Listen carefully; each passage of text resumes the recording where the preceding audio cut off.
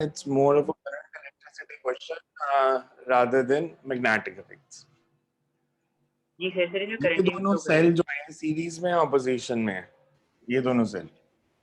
Opposition में, अगर मैं पूछूं इस ब्रांच के cross B C D E net potential difference कितना है? 0। तो सर्किट इस फॉर्म में दिया है कि इधर से देखोगे तो इधर भी करंट 0 है, इधर भी करंट 0 है।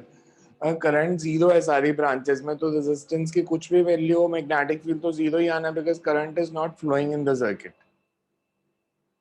इसको करंट इलेक्ट्रिसिटी से ये प्रूव करना था कि current in the all branches is 0 irrespective of the resistance, और more of conceptual question rather than numerical. So you can say that current in all the branches.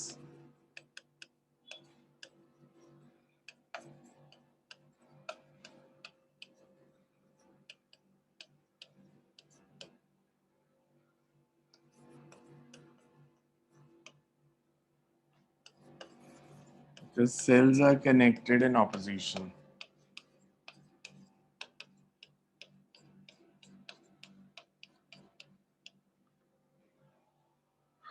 Implies magnetic field at any point around it will be 0. किसी भी point पे निकालोगे तो 0 आएगा.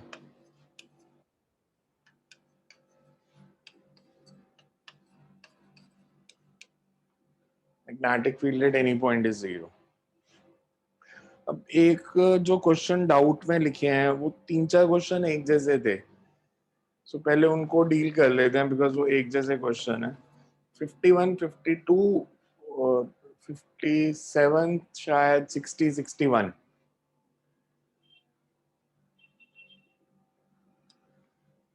अगर हम plates की बात करें, I think it's question number 52।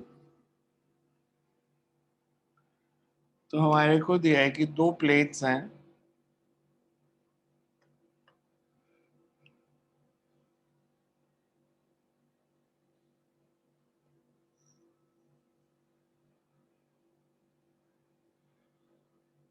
एक में करंट फ्लो कर रही है परपेंडिकुलर आउटवर्ड्स, एक में परपेंडिकुलर इनवर्ड्स।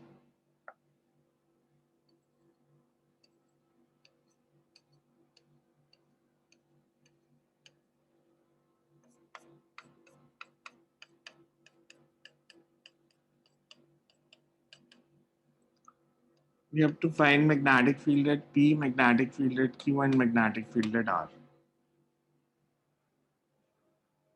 अगर मैं सिर्फ एक प्लेट पे फोकस करूं, पहले कोई एक प्लेट ले सकते हो, करंट फ्लोइंग आउटवर्ड्स और इनवर्ड्स। सो अगर मैं आउटवर्ड्स वाली प्लेट लेता हूं,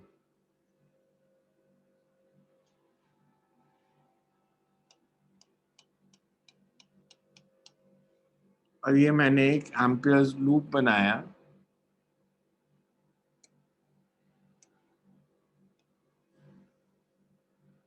ऑफ लेंथ L।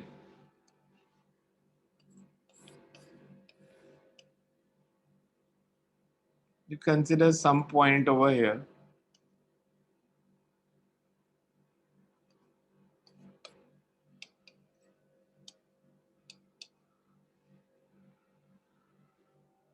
अगर मैं पॉइंट P लेता हूं, पॉइंट P पे मैग्नेटिक फील्ड की डायरेक्शन, ये किसका हो गया क्वेश्चन? किसी का हो गया? पहले वो मेथड बता दे मेरे को अपना, अगर किसी का हो गया तो 50 सेकेंड। एम्पियर्स लूप से किया था। कैसे किया? बिकॉज अगर किसी ने नेट से हेल्प ली है तो नेट पे इसका सोल्यूशन गलत है, मैं पहले बता दूं। हर वेबसाइट पे इसका सेम ही सोल्यूशन दिया है, HC का सोल्यूशन जो दिया है वो भी गलत है, तो इसलिए आप अपना मेथड बताओ आपने कैसे किया। सर AB के लिए सब DL आ रहा था। AB पे सर जैसे एम्पियर्स लूप ही लगाया था। कैसे, मेरे को वही बताओ ना कैसे लगाना है एम्पियर्स लूप। सर जैसे B सपोज कर लिया था, तो जैसे आपको इस फॉर्म में सोचना है कि मेरे को अगर यहाँ मैग्नेटिक फील्ड निकालना है, पहले इधर से करंट लो, करंट इज फ्लोइंग आउटवर्ड्स। अगर मैं इसको ज्वाइन करता हूँ तो इसका जो मैग्नेटिक फील्ड होगा दैट विल बी परपेंडिकुलर इधर, ये स्मॉल करंट लूप का। यहाँ से जो करंट आउटवर्ड्स फ्लो कर रही है। सिमिलरली अगर मैं सिमेट्रिकली एक दूसरी साइड पर पॉइंट लूं तो इसका मैग्नेटिक फील्ड होगा इस डायरेक्शन में, इसके परपेंडिकुलर। जब हम कंपोनेंट्स बनाएंगे तो जो परपेंडिकुलर टू डीसी कंपोनेंट है वो कैंसिल हो जाएगा और नेट मैग्नेटिक फील्ड जो आएगा, ऐसे मतलब पूरी वायर का ले लिया, तो जो नेट मैग्नेटिक फील्ड की डायरेक्शन आएगी that will be in this form, कि इन दोनों का जो रिजल्टेंट है वो इस डायरेक्शन में आ जाएगा। सिमिलरली अगर मैं इधर निकालता हूं, current is outwards, magnetic field इस पॉइंट पे, और इधर से लोगे तो it will be in this direction, तो नेट मैग्नेटिक फील्ड इधर। CD के लिए magnetic field is pointing towards left side, AB के लिए magnetic field is pointing towards right side. अगर मैं इन दोनों साइड्स की बात करूं, AD एंड BC, इधर मैग्नेटिक फील्ड किस डायरेक्शन में होगा?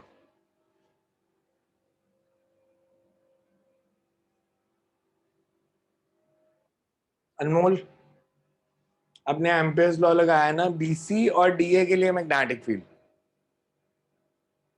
किस डायरेक्शन में? सब मुझे लगा हर जगह लेफ्ट की साइड होगा, तो मैंने वो 0 कर दिया था DL और B में 90 का एंगल से। मतलब बिकॉज अगर मैं इस वायर को देखो, ये वाली साइड, बिकॉज हमें प्लेन दिया है कि दिस इज इनफाइनाइटली लार्ज, तो जो भी पॉइंट्स मतलब BC के, अगर इस साइड वाली शीट देखो, ये वाली सारी शीट, इस सब के कारण मैग्नेटिक फील्ड किस डायरेक्शन में होना चाहिए? इस शीट के कारण करंट इज आउटवर्ड्स। सो अगर मेरे को मैग्नेटिक फील्ड बताना है यहाँ पे किस डायरेक्शन में होना चाहिए, मतलब ये वाले पार्ट के कारण इधर, इस पॉइंट पे मैग्नेटिक फील्ड बताना है ये सारी शीट के लिए, तो किस डायरेक्शन में होगा ये? Upwards. Thumb in the direction of current, तो अपवर्ड्स। वेरएज अगर मैं इधर वाली सारी शीट लूंगा तो डाउनवर्ड्स। डाउनवर्ड्स। तो इन दोनों पॉइंट्स पे मैग्नेटिक फील्ड 0 है। अगर मैं एम्पियर्स लॉ लगाऊं अब, using Ampere's law,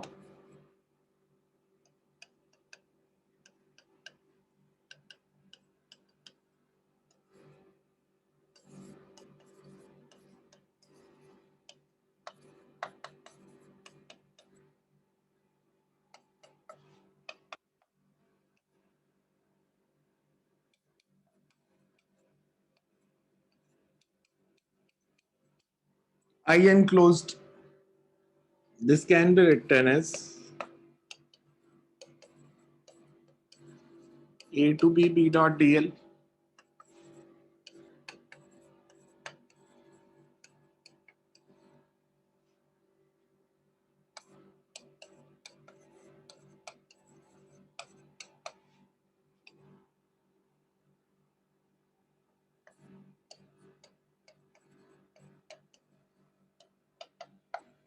and current enclosed कितनी है?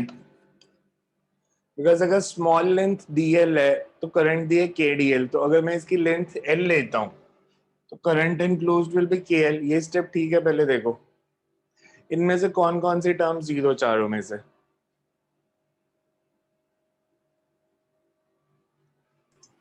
BC और AD 0। बिकॉज यहाँ पे मैग्नेटिक फील्ड 0 है, B to C और D to A।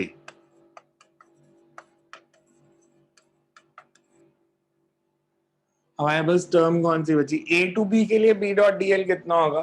B into L। And C to D के लिए DL same. BL, because B और DL की डायरेक्शन सेम है। For A to B and C to D, B and DL are parallel, implies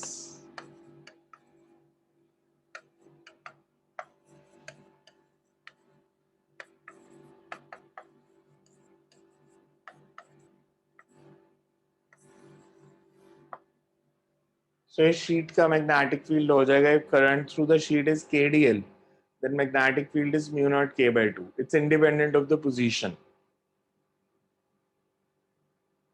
Independent of the position मतलब मैं यहाँ पे निकालूं, इधर निकालूं, इधर निकालूं, कहीं पे भी निकालूं, it will be same. या नीचे इधर भी. So एक शीट का मैग्नेटिक फील्ड निकाला. अगर मैं P पॉइंट पे इस क्रॉस के कारण निकालूं तो सेम मैग्नेटिक फील्ड होगा और डायरेक्शन ऑपोजिट हो जाएगी. अगर मैं इस पॉइंट P पे, because magnetic field is coming out to be independent of distance.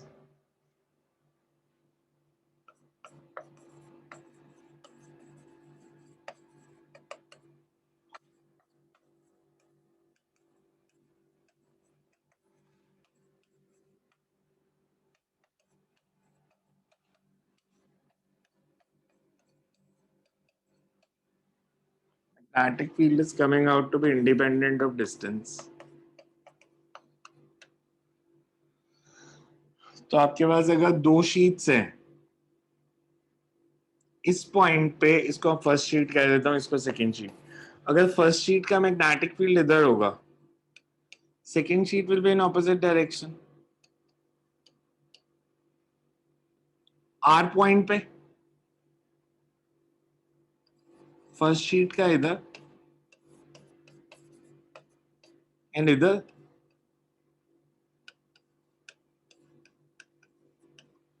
मतलब Q पॉइंट पे दोनों शीट्स का मैग्नेटिक फील्ड ऐड होगा, P और R पे सब्ट्रैक्ट होगा. तो P और R पे नेट मैग्नेटिक फील्ड 0 और Q पे mu naught K. Mu naught KL, because दोनों का मैग्नीट्यूड सेम है.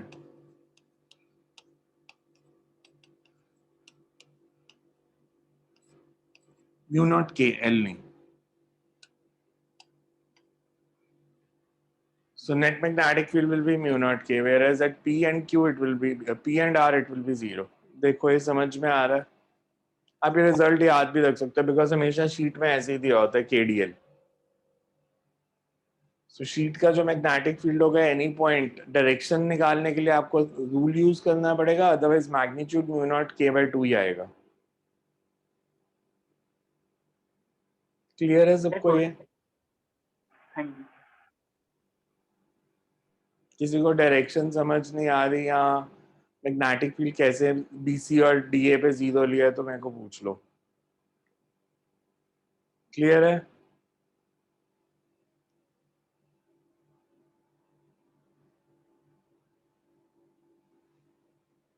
नेक्स्ट इज 51st पे डाउट भेजा था. 51st किसी का हुआ सॉल्व? जो हमने शो करना है कि magnetic field can not abruptly and. 51 किसी का हुआ सॉल्व?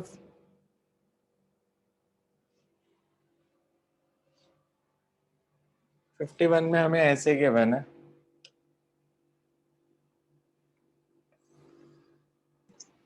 से को क्वेश्चन भी समझा दो. क्वेश्चन से ऐसे समझ नहीं आ रहा था 51 की language.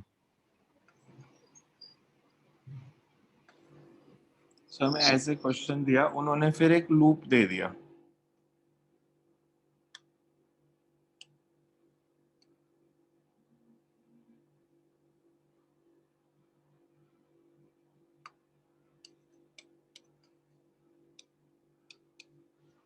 So in the question they asked, show that magnetic field cannot end abruptly. मतलब ये शो किया हुआ है कि इस रीजन में तो मैग्नेटिक फील्ड है और इसके इमीडिएटली बाद 0 हो गया. जैसे कि प्रूफ करो, ऐसा नहीं हो सकता. You have to prove कि ऐसे पॉसिबल नहीं है कि मैग्नेटिक फील्ड एक पर्टिकुलर पॉइंट तक है, उसके बाद एकदम से 0 हो गया. एम्पियर्स लॉ से प्रूफ करना.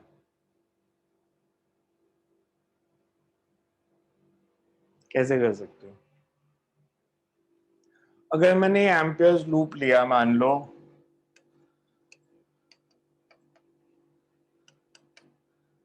और यहां मैंने अज्यूम कर लिया कि मैग्नेटिक फील्ड जो है 0 है बाहर CD पे, सॉरी CB पे. अगर मैं एम्पियर्स लॉ लगाता हूं फॉर स्मॉल लेंथ डीएल,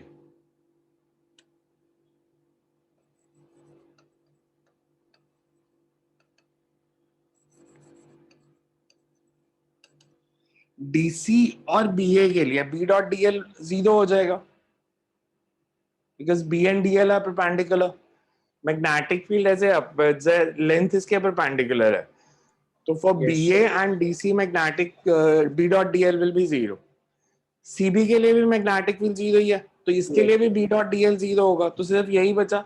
तो एम्पियर्स लॉ क्या बना, integration of B dot DL की वैल्यू क्या आई, DL. डीएल. अब ये मैग्नेटिक फील्ड दिया है, इसमें कोई करंट फ्लो कर रही है, करंट थ्रू एम्पियर्स लूप कितनी है,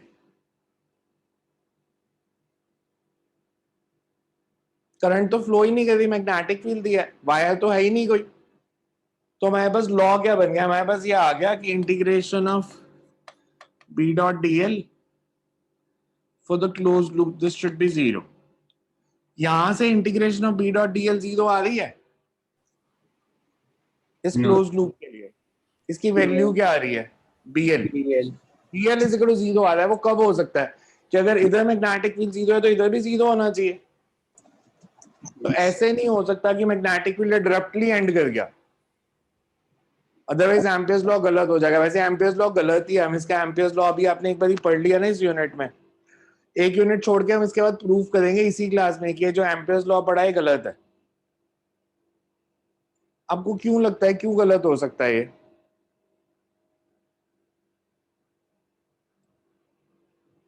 एम्पियर्स लॉ से हम निकालते कौन सी वैल्यू थे, Ampere's law is used to find magnetic field intensity.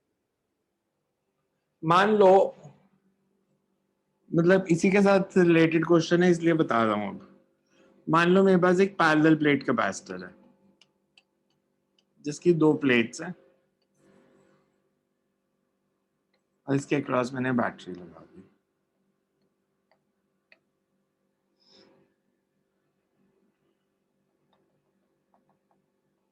मैंने 2 लूप्स लिए,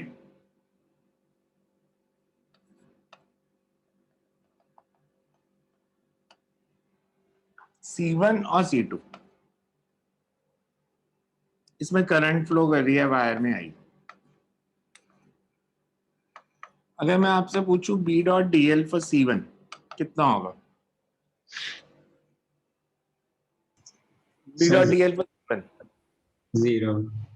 0 क्यों होगा यार, करंट फ्लो कर रही है म्यू नॉट आई. टाइम जाहिर होगा, लेकिन वो कैपेसिटेंस ब्लॉक डीसी. तो वो तो वो C2 होगा. मैंने यहाँ पे एसी लगा दिया ये ले. अब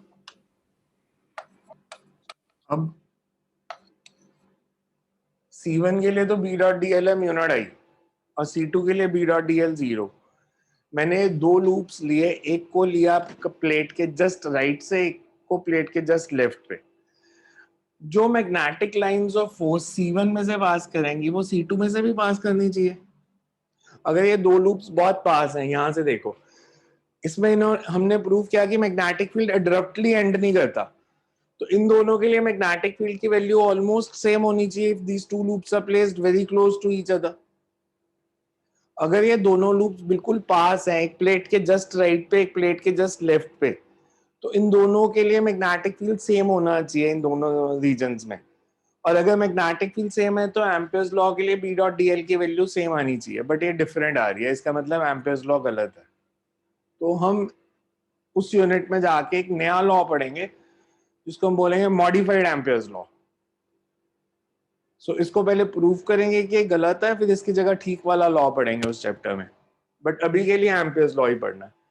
सर इसमें हमने जैसे फर्स्ट जो ओरिजिनल क्वेश्चन था उसमें BC में 0 लिया और AT में B लिया, ऐसा क्यों किया क्या सर? इसमें जैसे हमने BC में आपने शो किया B इज इक्वल टू 0 और AT में B क्यों लिया, मतलब इसमें नहीं सर, फर्स्ट क्वेश्चन में, मतलब जो हाँ इसमें सर हमें दिया कि मैग्नेटिक फील्ड बस इतने रीजन में है, बाहर नहीं है. बाहर ठीक नहीं है है तो सर, यहाँ तो B 0 ही होगा ना. ठीक है. तो फिर जो हमारा रिजल्ट आया वो गलत आ गया बिकॉज हमारे पास आ गया BL is equal to 0. BL is equal to 0 मतलब यहाँ भी 0 ही है फिर तो, बिकॉज लेंथ तो 0 है नहीं, B 0 है फिर. से वो तो फिर करंट से वो दोबारा समझा दो. कौन सा तो इस पिछले वाले में करंट का जो आप बता रहे थे, इसमें कोई करंट फ्लो कर रही है, इसे मैग्नेटिक फील्ड लाइंस दी है ना, कोई वायर लूप तो है नहीं, कोई करंट नहीं है, कोई वायर नहीं है, तो करंट इनक्लोज जो होती है आई एनक्लोज्ड इन एम्पियर्स लूप, वो तो जीरो है। हमें कोई करंट डिस्ट्रीब्यूशन थोड़ी दिया है, ये जो मैंने मार्क किया ये वाली लाइंस, ये तो मैग्नेटिक फील्ड की डायरेक्शन मार्क की हुई है ना, ओके सर। तो इसलिए B dot D L is equal to zero, और वो जीरो आ नहीं रहा, मतलब हमारा जो assumption है कि बाहर मैग्नेटिक फील्ड जीरो है वो गलत है। लिख लो इसका concept, you can write as shown in the figure, as shown in the figure.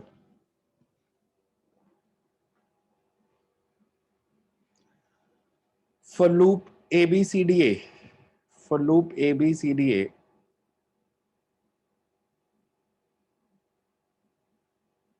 AD lies in the magnetic field and CB outside the magnetic field. AD lies in the magnetic field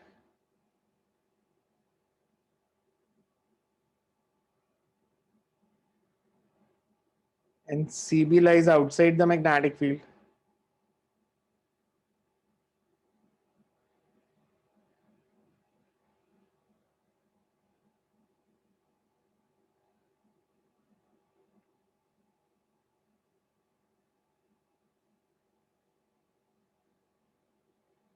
And CB lies outside the magnetic field.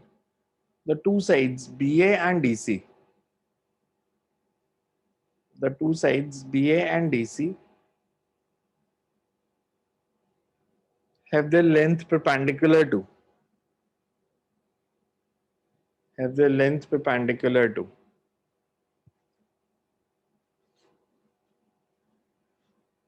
the magnetic field intensity, have their length perpendicular to the magnetic field intensity.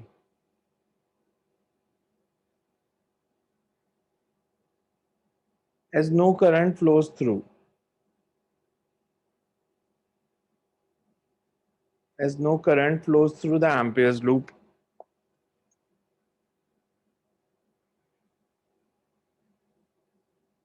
therefore I enclosed is zero. Therefore I enclosed is zero.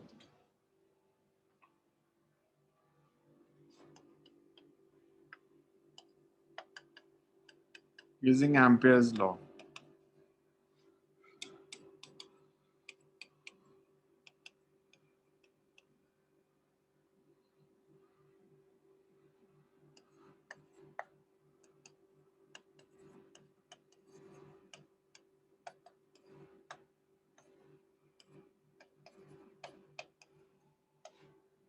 इसका भी online solution देखोगे तो कई websites पर गलत दिया हुआ है।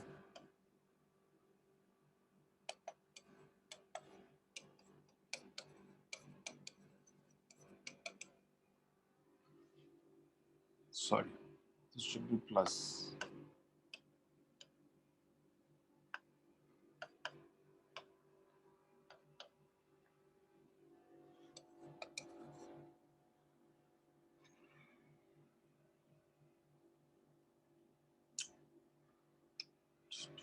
हमने लूप उल्टा लिया था A to D डायग्राम में।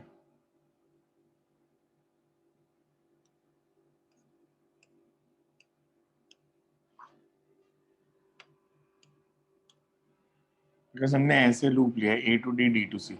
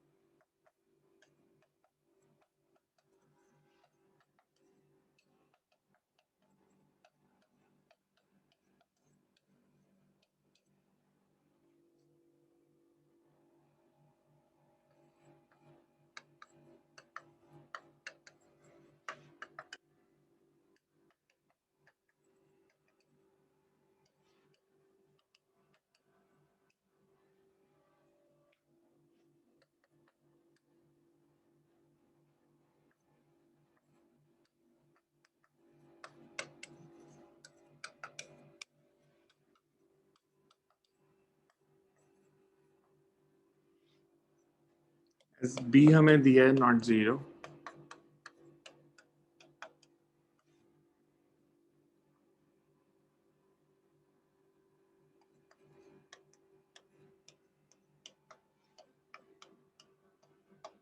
अगर बी और एल नॉन जीरो है तो बी एल का प्रोडक्ट जीरो नहीं हो सकता।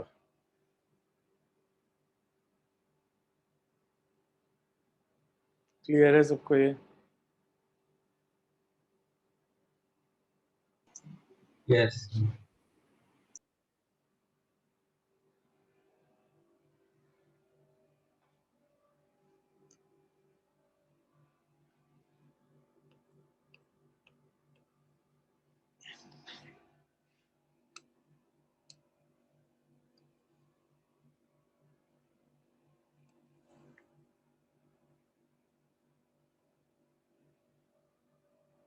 हमने मैग्नेटिक फील्ड निकालना है फाइनाइट सोलेनॉइड का 57 क्वेश्चन में।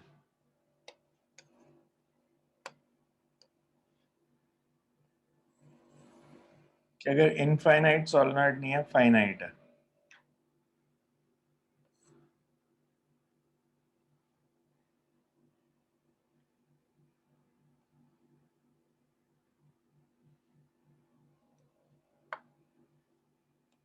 यहां से करंट आउटवर्ड्स,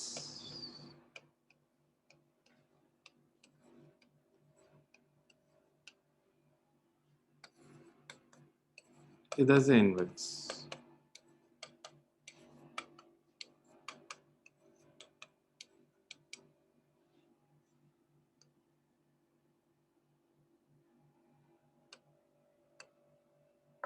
ये एक्सेस ऑफ सोलेनॉइड,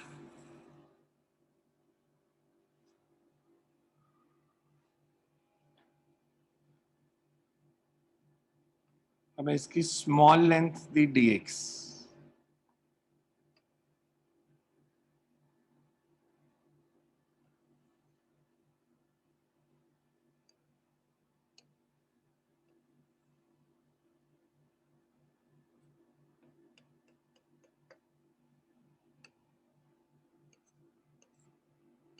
जिसका एक एंड से डिस्टेंस है x, सेंटर पे यहां मैग्नेटिक फील्ड बताना है। इसकी लेंथ l है, so this would be l/2 - x।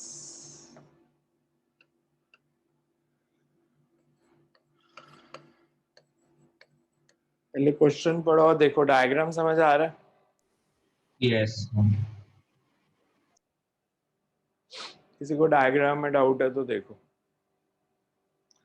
अगर मैं आपसे पूछूं ये स्मॉल लेंथ जो है dx, इसमें नंबर ऑफ टर्न्स कितने होंगे? क्वेश्चन में दिया है वैसे वो, NDX। where n is number of turns per unit length। ये किसी का हुआ सॉल्व? सर इंटीग्रेशन नहीं हुई इसकी। सर इंटीग्रेशन फंस रही थी इसमें। इंटीग्रेशन नहीं हुई? Yes sir. सर पता नहीं टर्म बन रही थी उसमें dx dx कट रहा था। सर इंटीग्रेशन का एक्सप्रेशन बन गया था लेकिन वो सॉल्व नहीं हुआ।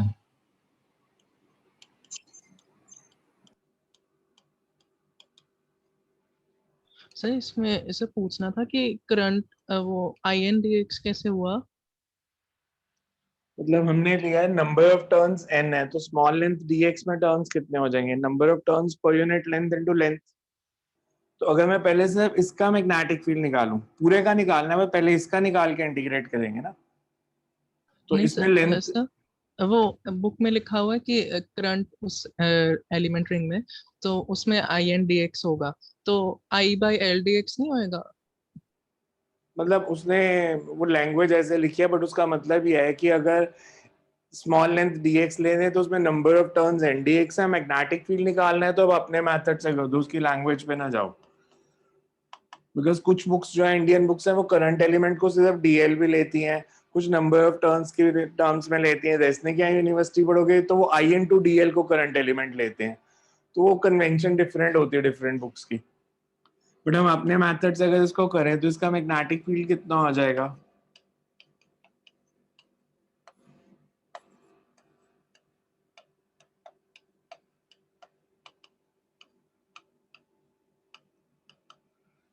इसमें देखो किसी को डाउट है तो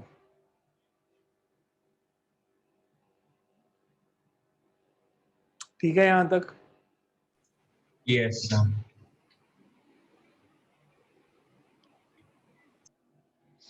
मैं सिर्फ इसको देखता हूँ, इस छोटे से रीजन को।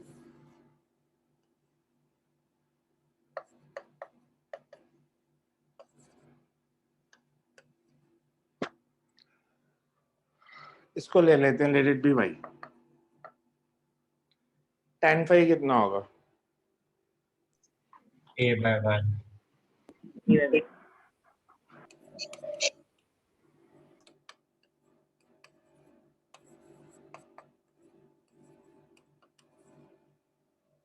चलेगा? y is equal to a cot phi। Yes, sir.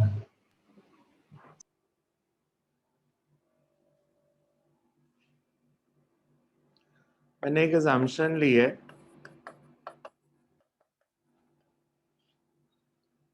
अगर मैं इसको डिफरेंशिएट कर दूं विद रिस्पेक्ट टू x तो क्या आएगा?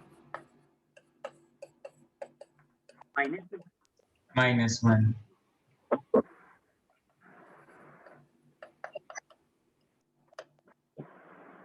ठीक है? Yes, sir.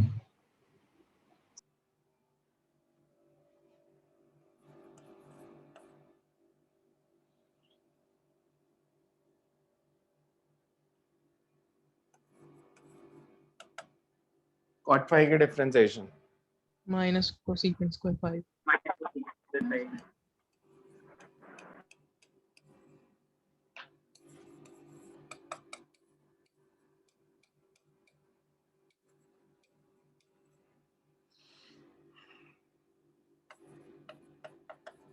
a square plus y square किसके इक्वल होगा?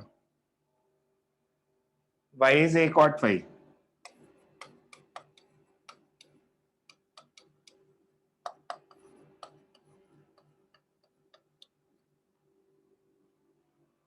सारे स्टेप देखो, ये मैथ्स जो किया मैंने, ट्रिग्नोमेट्री है वैसे तो cot phi के डिफरेंशिएशन की है कोसेकेंट स्क्वायर phi। ठीक है यहाँ तक? अब किसी को समझ में आया मैं क्यों कर रहा हूँ? मैंने तो लेंथ वेरिएबल निकाल। बदल लिया, मैंने वेरिएबल बदल लिया, x की जगह phi को वेरिएबल बना लिया। मैं अगर इधर वैल्यू सब्स्टिट्यूट करूं पहले, यहाँ अगर मैं dy लगाता तो यहाँ माइनस साइन आना था बाहर, इसको मैं ऐसे लिखता, अगर dx is equals to minus dy, तो ये रिलेशन था।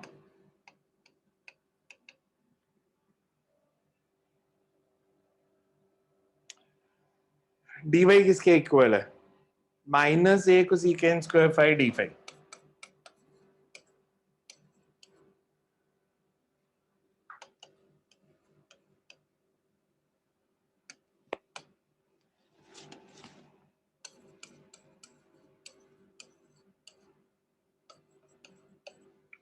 डिनोमिनेटर में a square plus y square is a square cosecant square phi raise to power 3/2, तो डिनोमिनेटर क्या आया?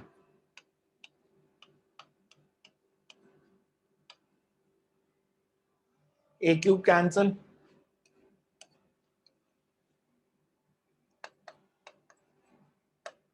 म्यू नॉट ni बाय 2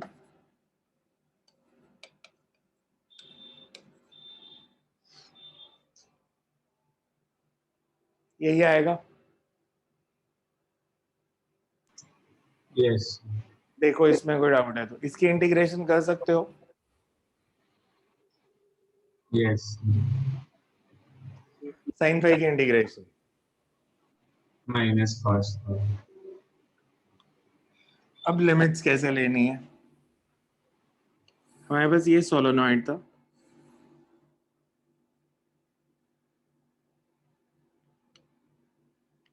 ये सोलोनॉइड के एक्सिस था, मैंने ये एंगल फाई लिया था। अगर सोलोनॉइड में लेता हूं ए से बी तक, ये एंगल फाई 1, दूसरे एंड का एंगल कितना?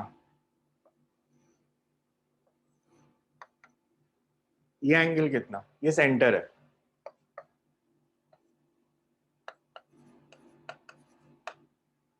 तो लिमिट्स क्या होंगी 5-1 to 180 minus 5-1, तो ये आ गया सर 180 माइनस 5 एक बार दोबारा बता दूं। ये दोनों एंगल इक्वल होंगे ना अगर अच्छा ये तो सेंटर है तो। ठीक है सर, समझ आ रहा है।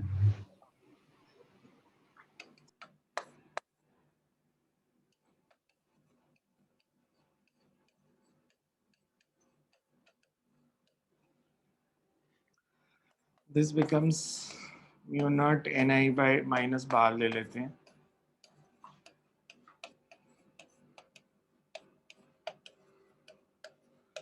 cos 180 माइनस थीटा क्या होता है minus cos theta plus cos theta. Minus cos theta.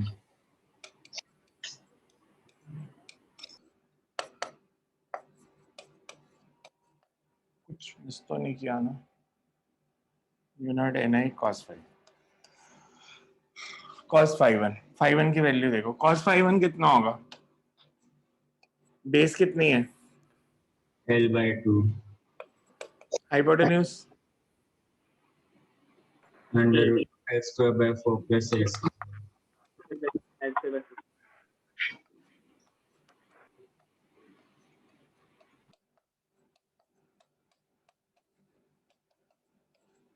ठीक है। L/2 डिनोमिनेटर में से कॉमन लो,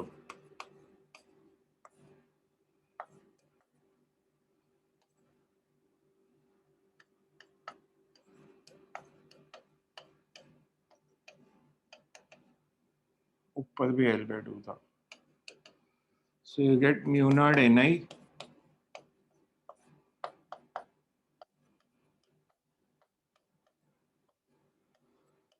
रिजल्ट देखना, ये इसी फॉर्म में दिया a और l की टर्म्स में, क्या और सिंप्लीफाई करना पड़ेगा। सर यही दिया है। सो बेसिकली आपको वेरिएबल चेंज करना पड़ेगा तो इजीली होगी, नॉन मेडिकल वाले बिना इसके भी कर लेंगे बाद में, बट अभी आपको भी यही मेथड आसान लगेगा। सर मेरी हाँ क्वेश्चन जी। किस लेवल का है, जैसे कि ये मेंस या फिर एडवांस के लेवल का है? ये वाला क्वेश्चन, ये वही क्वेश्चन है जो मैंने आपको बोला था कि पहले बोर्ड की डेरिवेशन थी, अब बोर्ड की डेरिवेशन नहीं है। पहले फाइनाइट सोलेनॉइड भी हमारे सिलेबस में था, 2 साल से नहीं है अब, ये बोर्ड की डेरिवेशन है। वैसे पहले मतलब पुरानी अगर बुक उठा के देखोगे ना कोई 3-4 साल पुरानी, तो इसमें बोर्ड की डेरिवेशन में ही दिया होगा। अभी भी कुछ बुक्स आप में से जो स्वामी संदास में, उनको शायद स्कूल में अभी भी करा देंगे एनसीईआरटी में, बिकॉज पुरानी एनसीईआरटी की डेरिवेशन है ये। उसमें हम ऐसे नहीं करते, मतलब इसमें जैसे मैंने लास्ट में ए और एल की टर्म्स में वैल्यू पुट की है ना, उसमें सेंटर पे नहीं है, एनसीईआरटी में सेंटर पे नहीं था, एनसीईआरटी में था at any point on the axis. तो फिर लिमिट्स क्या लेंगे 5-1 to 5-2, मतलब जैसे इसमें तो मैंने ले लिया 5-1 और 180 माइनस 5-1 क्योंकि सेंटर पे निकालना था, बट अदरवाइज हम एक एंगल 5-1 लेंगे, एक एंगल 5-2 लेंगे और लिमिट्स ले लेंगे 5-1 to 5-2। तो फिर वो रिजल्ट आ जाएगा mu naught ni/2 cos 5-1 minus cos 5-2, because वो ज्यादा अच्छा रिजल्ट था क्योंकि उसमें फिर आप 5-1 5-2 की वैल्यू पुट करके सेंटर पे भी निकाल सकते हो, एंड्स पे भी निकाल सकते हो, और उससे प्रूव हो जाता है कि अगर इनफाइनाइटली लॉन्ग सोलेनॉइड भी है तो सेंटर पे हमने मैग्नेटिक फील्ड क्या निकाला था एक्सेस पे, एम्पियर्स लॉ से म्यू नॉट ni। तो उस डेरिवेशन से प्रूव हो जाता था कि जो एंड्स पे मैग्नेटिक फील्ड है वो म्यू नॉट ni/2 होगा, इनफाइनाइटली लॉन्ग सोलेनॉइड भी माना। मतलब अगर हमने ये भी माना कि well is very much greater than R, तो सेंटर पे अगर magnetic field mu naught ni है, वो कम होता होता है एंड तक पहुंचते पहुंचते म्यू नॉट ni/2 हो जाता है, बट वो अब है नहीं वो वाला पार्ट सिलेबस में। ये तो एचसी का न्यूमेरिकल था इसलिए कर दिया। हाँ जी, सर मैथमेटिकल पार्ट करा था, एक बार वो दिखा दो कौन सा पार्ट? जिसमें आपने चेंज किया था वो। सर ऐसे इंटीग्रेशन नहीं हो पाती हो जिसमें चेंज करना होता है। मेडिकल में नहीं आएंगे, मेडिकल में स्पीड ज्यादा चाहिए आपको, आपकी एक्यूरेसी ज्यादा चाहिए, मेडिकल में ज्यादा टफ पेपर नहीं होता।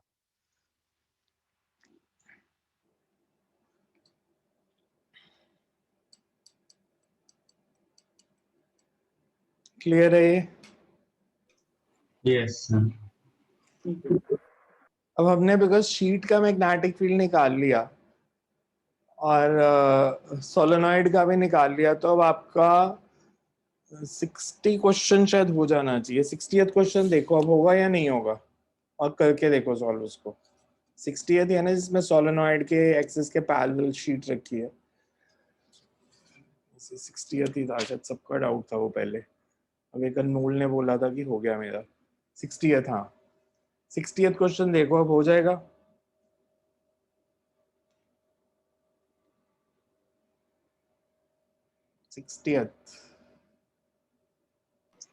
Yes sir. आपका तो पहले हो गया, बाकी सबको देखने दो। 60th question, just check it ना, अभी करके देख लो बेशक। मैंने अभी सबसे कॉमन वाले डाउट लिए हैं जो ऑलमोस्ट सबके थे। अभी मैंने वैसा कोई डाउट पिक नहीं किया जो किसी का था किसी का नहीं था, वैसे डाउट अभी नहीं पिक किए मैंने कोई भी।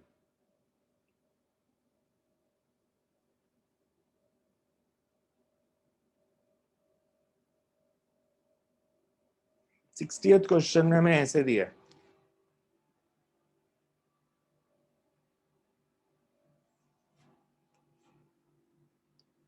मेरे पास एक सोलेनॉइड है,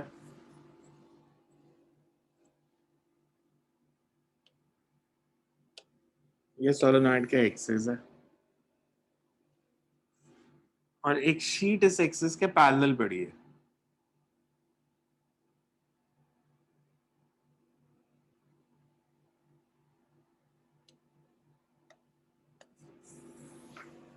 और इसके लिए करंट का फॉर्मूला वही दिया है, KDL। तो अगर मैं आपसे पूछूं इस शीट का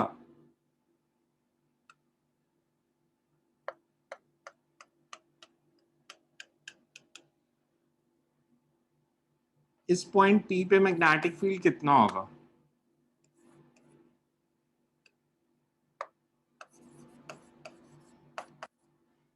mu naught K/2। Sir direction उल्टी नहीं होगी? देखो शीट का मैग्नेटिक फील्ड लिखा मैंने, सर डॉट है current?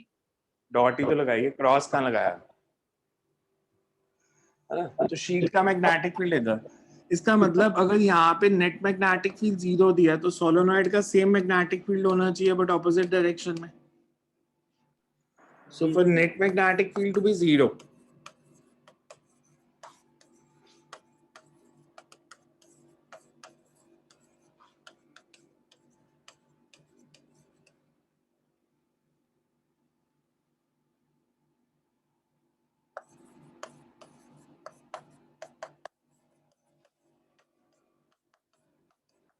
implies I is equals to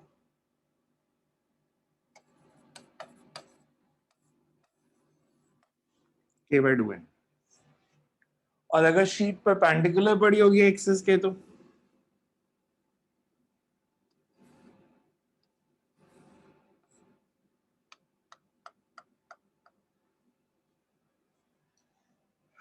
इस पॉइंट पे सोलेनॉइड का मैग्नेटिक फील्ड तो सेम ही रहा। इस शीट का मैग्नेटिक फील्ड इस पॉइंट पे अगर मतलब यहां निकालना है कहीं पे ऊपर, बिकॉज शीट का मैग्नेटिक फील्ड शीट के पैरेलल होता है। तो अगर मैं कोई पॉइंट लेता हूं यहां पे, मान लो एक्सिस पे, सोलेनॉइड का magnetic field mu naught Ni, इस शीट का मैग्नेटिक फील्ड कितना होगा इस पॉइंट पे,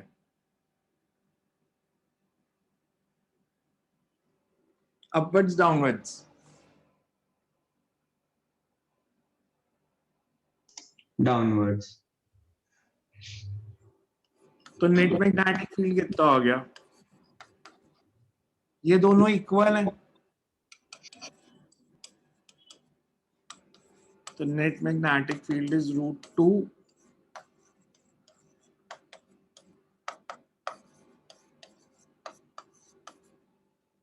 म्यू नॉट K/√2। बिकॉज अगर पहले कोलिनियर थे मैग्नेटिक फील्ड, शीट को परपेंडिकुलर कर दिया तो मैग्नेटिक फील्ड भी परपेंडिकुलर हो गया, √(b1² + b2²। b1 b2 equal है इसलिए √2b।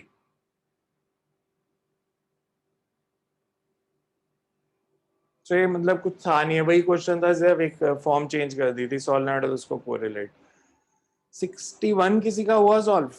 61 सर हो गया था 61। 61 में हमें दिया कैपेसिटेंस है 100 माइक्रोफैरेड और पोटेंशियल डिफरेंस है 20 volt. Then disconnected, it is connected across long solenoid having 4000 turns per meter. It is found that potential difference across capacitor drops to 90%. Okay. Sir इसमें एवरेज क्यों पूछा था? मतलब सेम नहीं होगा हमेशा मैग्नेटिक फील्ड? नहीं। एवरेज मैग्नेटिक नहीं, फील्ड नहीं, नहीं. Final potential difference is 90%.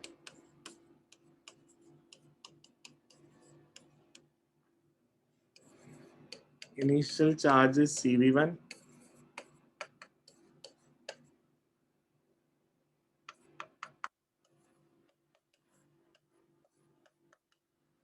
Current is QT दिया मैं क्वेश्चन में?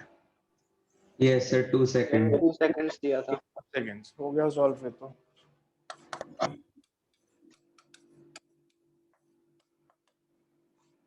और मैग्नेटिक फील्ड इज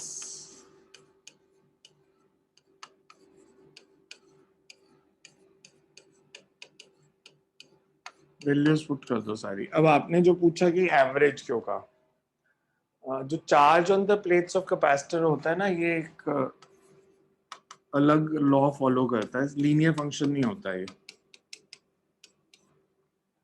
ये रिलेशन होता है इसमें, एक्सपोनेंशियल डिके होती है, तो इसलिए लीनियर फंक्शन नहीं है, इसलिए एवरेज का है।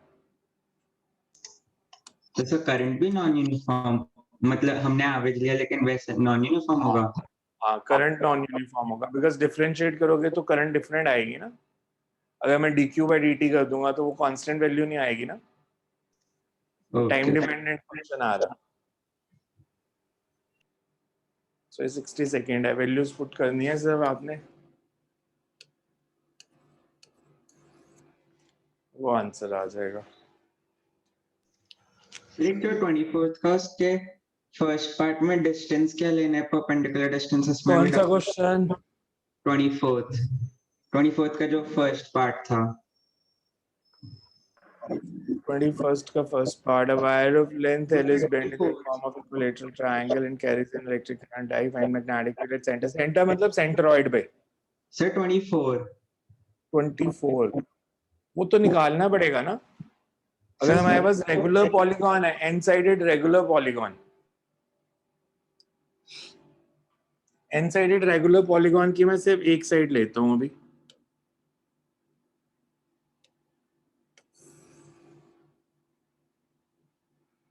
और इसके सेंटर पे मैग्नेटिक फील्ड निकालना है, यहाँ पे।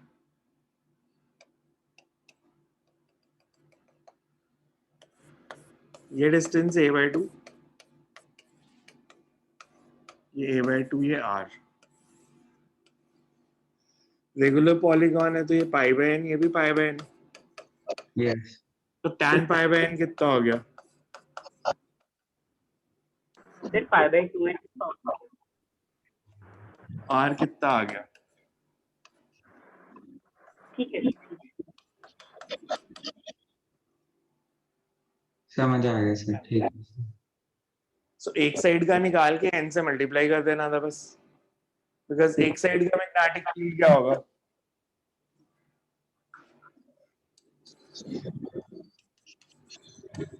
यूनिट ni बाय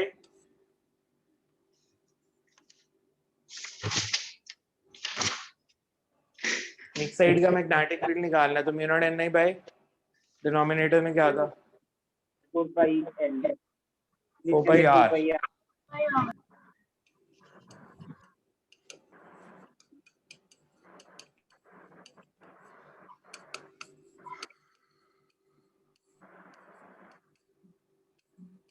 फिर R की वैल्यू इसके अंदर L/2πx जाएगी। n साइड है तो n से मल्टीप्लाई कर दो, और जब n टेंड्स टू इंफिनिटी है तो लिमिट कंटिन्यूटी का फॉर्मूला आपने पढ़ा होगा, ला पिताल, या उसको आप एल हॉस्पिटल भी कहते हो कई बारी, सो उससे सॉल्व कर देना। सर उसके बिना भी सॉल्व हो गया था। मतलब आता है ना करना, नॉन मेडिकल वालों के लिए तो वो इशू नहीं है, n tends to infinity limits को सॉल्व करना। यस हो गया था क्यों ना। कटी गई थी सर इसके अंदर। आपकी आवाज नहीं आ रही तानिश मेरे को। सर अब आ रही है आवाज? हाँ बोलो। सर इसके अंदर n से n कट ही गया था, इसमें इनफिनिट लिमिट जाने की जरूरत ही नहीं पड़ेगी। क्या n कैसे कट जाएगा? वो sin पाई बाय n, ये cos pi by pi n by वाला n, नहीं कटता है। पाई बाय n की वैल्यू पाई बाय ये n कैसे कट जाएगा? ये जो ये वाले n है सर ये tan पाई बाय n हो जाएगा, tan पाई बाय n को पाई बाय n रख दो, फिर स्मॉल वैल्यू है बहुत। यार, n कहाँ जाएगा? तो लिमिट्स तो लगानी पड़ेंगी ना, ऐसे थोड़ी काट देंगे हम अपने आप ही। सर पाई बाय एन से मतलब मल्टीप्लाई डिवाइड कर करके फिर लिमिट्स जी पुट सर, हो जाएगा। कट जाएंगे। वो मेरा तो काम नहीं है यार, वो जो लिमिट्स हैं वो नॉन मेडिकल वाले अपने आप देखो। फिजिक्स का फॉर्मूला आपका बन गया, उसके आगे लिमिट्स के जो कंसेप्ट लगाने हैं वो तो आप लगा ही सकते हो। और कौन सा था जो मेजॉरिटी का डाउट था? 1 मिनट में ही देखो। 25th तो हो गया, एंड लेट मी सी बाकी। सेकंड उसका वैल्यू नहीं, आंसर नहीं मैच कर रहा था, बीच में गलती हुई।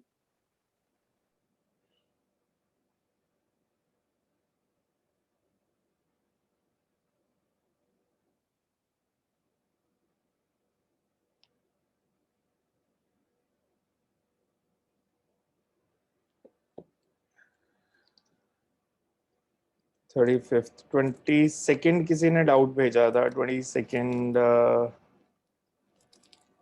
a long wire is bent in the form of a plane at an angle alpha. Find the magnetic field at a point on a bisector angle at a distance x. सही समझ नहीं आया थोड़ा सा। The vertex डायग्राम ही है इसका, तो diagram बन गया, फिर क्वेश्चन तो आसान ही है, हमें ऐसे दिया।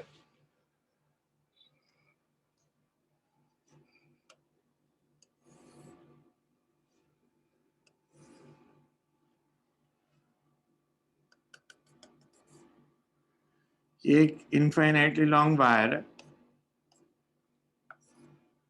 ये एंगल अल्फा, सॉरी ये 90 है। एंगल अल्फा कौन सा दिया है? तो यही अल्फा दिया है। 90 यही नहीं है, ये अल्फा अल्फा दिया। दिया, ये अल्फा दिया, 90 नहीं दिया। ये डिस्टेंस Precision x है, ये परपेंडिकुलर डिस्टेंस r हो जाएगा। तो बेसिकली दो वायर्स का मैग्नेटिक फील्ड ही निकालना है, AB का और BC का, इस पॉइंट पे। जी सर, सर डायग्राम नहीं बन रहा था। बन रहा है, दूसरा एंगल अल्फा बाय 2 बन जाएगा, ये अल्फा बाय 2, ये भी alpha by 2।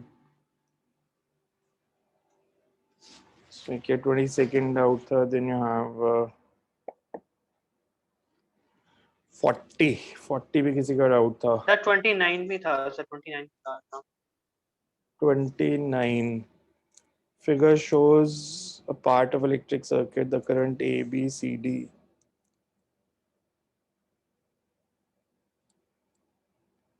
and EF are long and have identical resistances. The separation between the neighboring wires is 1. Wires AE and BF have negligible resistance, and the ammeter reads 30 ampere. Calculate the magnetic force per unit length on AB and CD. Magnetic force पर unit length लेनी है ना, AB पे जैसे निकालनी है। तो अगर मैं AB को देखूं तो जो नीचे वाली दो वायर्स हैं CD और EF, ये दोनों अट्रैक्ट करेंगे या दोनों रिपेल करेंगी? अट्रैक्ट। तो नेट फोर्स दोनों का सम हो जाएगी, डिस्टेंसेस दिए हैं। और अगर CD पे निकालनी है तो CD पे नेट फोर्स जीरो, बिकॉज जी सर, दोनों में वायर्स zero हो अपनी तरफ अट्रैक्ट करेंगी। तो AB पे दोनों फोर्सेस को ऐड करना है, AB में डिस्टेंस भी डिफरेंट दिया है, और CD पे जब निकालोगे तो दोनों फोर्सेस कैंसिल कर जाएंगी। AB जिस डायरेक्शन में फोर्स लगा रही है अपवर्ड्स, तो EF CD पे डाउनवर्ड फोर्स लगाएगी, तो नेट फोर्स जीरो।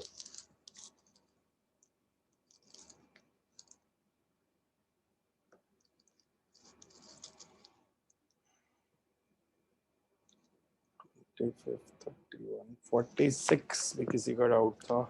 46 तो इलेक्ट्रोस्टैटिक्स और मैग्नेटिक दोनों के फॉर्मूला लगाने हैं। अगर चार्ज पार्टिकल है तो चार्ज रिंग है, चार्ज रिंग के एक्सेस पे इलेक्ट्रिक फील्ड इंटेंसिटी का formula, axis of charge circular ring, electric field intensity is given by KQ x by r square plus x square raised to power 3/2. Magnetic field intensity का formula भी हमने use भी किया था.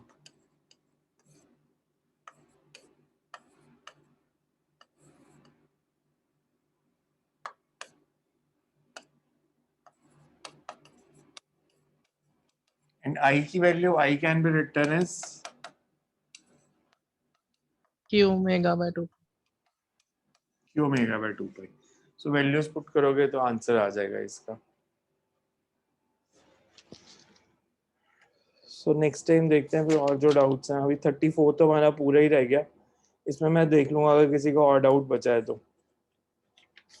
Otherwise फिर 34 के doubts कल नहीं करेंगे, कल थ्योरी करेंगे मैग्नेटिज्म की थ्योरी करके, बिकॉज मैग्नेटिज्म में न्यूमेरिकल नहीं है. फिर एक दिन 34 के डाउट्स कर लेंगे. सर इसमें ना सर 55th क्वेश्चन ना एक बार बता दो होगा कैसे, फिर मैं खुद दूंगा बस हल्का सा. 55th होगा कैसे? सर उसका समझ नहीं आ रहा था, मतलब क्वेश्चन बोल क्या रहा है वो. Just wait. 55th is long solenoid is fabricated by closely winding a wire of radius of 0.5 millimeter over a cylindrical non-magnetic frame, so that successive turns nearly touch each other. But magnetic field at the center of the solenoid if it carries. Magnetic field at centre बताना हमने कितना है, तो number of turns पर unit length निकालो कितने हैं, because wire का रेडियस दिया 0.5 मिलीमीटर और हमें दिया wires are touching each other. तो आप उसके नंबर ऑफ टर्न्स पर यूनिट लेंथ निकालोगे वहां से कितने होंगे कि 1 मीटर में कितने टर्न्स आ जाएंगे. बिकॉज वायर का रेडियस अगर 0.5 है तो डायमीटर हो गया 1 मिलीमीटर. यस तो 1 मिलीमीटर में मतलब कितने टर्न्स आ जाएंगे? 1 मीटर में 1000 टर्न्स आ जाएंगे. 1000. वो नंबर ऑफ टर्न्स पर यूनिट लेंथ निकालने हैं, फॉर्मूला तो वही लगना है mu not an I. Okay. So next time करते हैं इसके आगे मैग्नेटिज्म की थ्योरी करेंगे कल बोर्ड के लिए.